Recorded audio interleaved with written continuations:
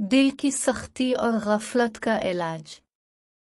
روزانہ جب سونے لگو تو 5 منٹ یہ سوچو کہ اللہ نے ہم کو بلا لیا، موت آ گئی، ہماری روح نکل گئی، مجھے قبرستان میں لے جا کر قبر کے گڑھے میں ڈال دیا اور کئی من مٹی ڈال کر سب چلے گئے۔ اب قبر میں سوالات ہو رہے ہیں کہ تمہارا رب کون ہے؟ پھر مراقبہ کرو کہ قیامت کا دن آ گیا، اللہ تعالیٰ کے سامنے ہم سب پیش ہو رہے ہیں۔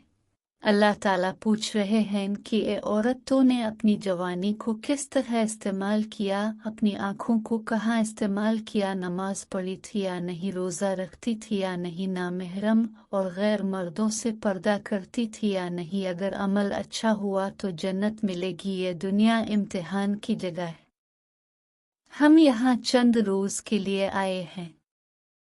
خدا کے لیے اپنی جانوں پر ہم بھی رحم کریں اور آپ بھی کریں۔ چند دن کے عیش کو مت دیکھو، ہمیشہ رہنے والی زندگی کو دیکھو جو آخرت میں اللہ تعالیٰ سب کو عطا کریں گے۔ اللہ تعالیٰ ہم سب کو جنت کے راستہ پر چلائے۔